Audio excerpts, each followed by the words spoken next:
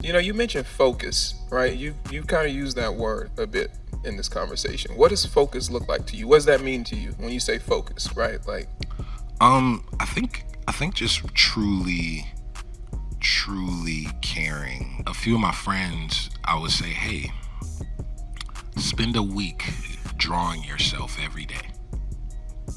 Monday, draw yourself. Tuesday, draw yourself. Friday. And it's interesting what stays. It's interesting how they see themselves.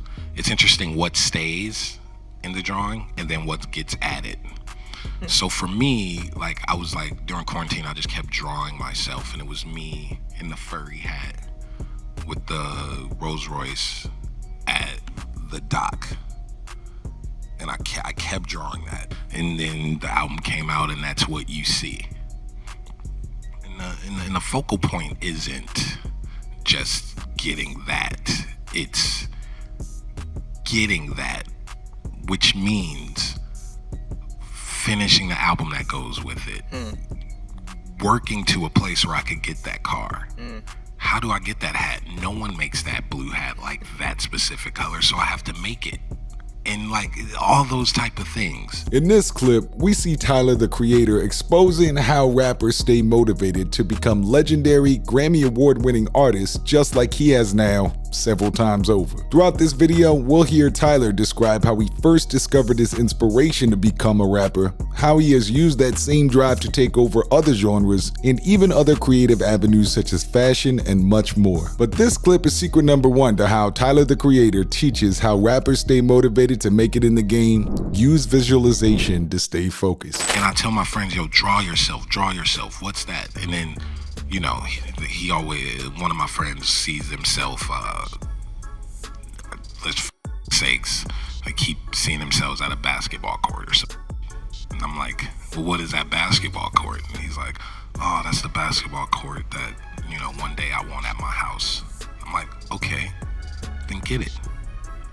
And the focus is, what are you gonna be doing for the next whatever time to get to that photo? Finding an actual activity to link with your visualization practice for your career can be extremely fulfilling. In Tyler's case, he himself, as well as what he had his friends do, was actually draw out specific objects in his life that he wanted to have once he reached a new milestone of success. You've already heard Tyler describe possibly drawing out objects you'll use, such as a car or a basketball court of your own, but you can also do what we at How to Rap actually have done in the past, which is utilize a vision board by taking a picture of a place you'd like to visit, or in our case, a picture of the 100,000 subscriber plaque, and keeping it on your wall until you get it. Let's listen to platinum rapper Russ talk about his personal process for using visualization to stay focused. What does it feel like when you see your mom's reaction to getting the beach house? And can you feel the car turning the corner? It's about immersing yourself in that feeling as if it was going on right now. And when you do that on a daily basis, it's not long before reality catches up. It's true that most successful people, let alone successful rap artists, have a clear vision of exactly what they want out of life. In both cases, Tyler, the Creator, and Russ have told us in no uncertain terms that it is crucial to have a clear visualization of what objects and events will occur once someone accomplishes their goal of knowing how to become a rapper. As previously mentioned, we at How to Rap have used key visualization techniques ourselves to reach 500,000 subscribers, shout out to y'all,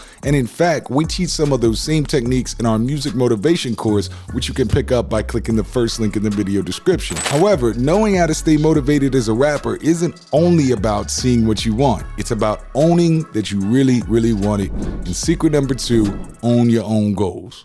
We live in a society where a lot of people are followers and they can't, you know, make their set opinions.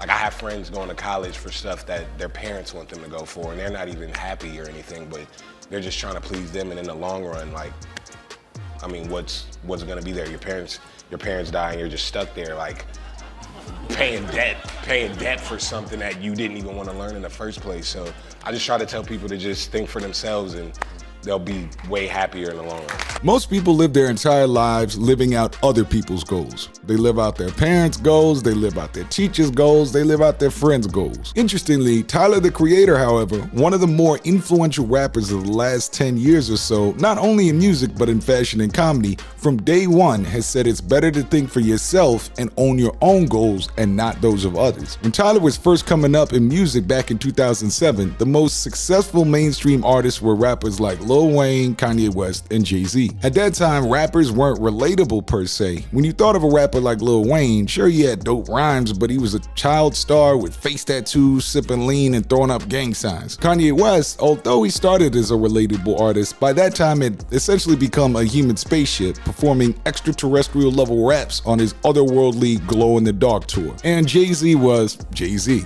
a future billionaire, former drug dealer married to the most successful female singer of the last quarter century, Beyonce. And here you have a young Tyler the Creator coming into the game with all of that pomp and circumstance as a backdrop. What does Tyler do in that case? He owns his own goals, and as he said, he thinks for himself. Look, Tyler's first major hit was Yonkers, an almost demonic-like anthem that went against all of the pristine gloss of Kanye West's electronic sound he had been honing in the public eye since Stronger, and a track that didn't at all try to chase Jay-Z's swagger-based style appealing to the grown and sexy, and definitely didn't try to overwhelm you with punchlines about the trap like Lil Wayne. Yonkers, Odd Future, and Tyler was something completely different. It was music for an up-and-coming underground of kids who weren't the jocks or the nerds.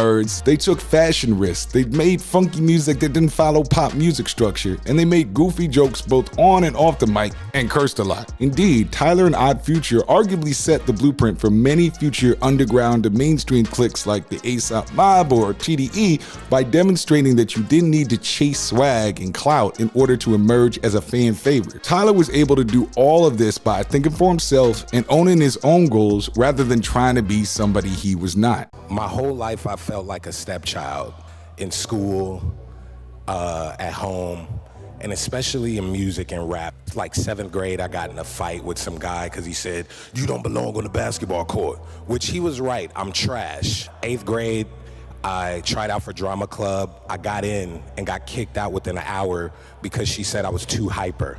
9th grade, they wouldn't let me join band class because I couldn't read music. But I still had the passion, and I'm on 2 instruments now, picking up a 3rd. But when all that happened, I said, "F them." I didn't let none of that shit stop me from doing anything that I wanted to do. So follow the Tyler the Creator method for learning how to stay motivated by not letting any discouraging events pierce your mental shield of armor and own your own goals. This even extends to the clout rap era that has just come and went in hip-hop. How many face tattooed shock jock rappers can you think of off the top of your brain that simply couldn't sustain a long-term career because they were chasing other rappers' vision of success who actually really lived the lifestyle they were portraying? I think the history books will make a mockery of the clout-chasing artist who dyed their hair 2 colors just like XXXTentacion did because they were trying to live his goals, RIP of course. They were trying to live his goals rather than creating their own lane. Therefore, don't try to be the next X, try to be the first you by owning your own goals rather than becoming yet another industry plant clone. And secret number 3 is, if you lead, they will follow. People want something to believe in, and it could either be positive or negative, but it's just how you carry yourself. If you carry yourself as if, if you carry yourself like, just with those leader qualities, like, I don't need to listen to anyone. I'm gonna do this, I believe it. Some people be like, oh, shit, I guess. Yeah, but, I guess I don't have to be a part of this box. And that's how a lot of the greats are, I guess, which I just know the similar qualities. They're themselves no matter what.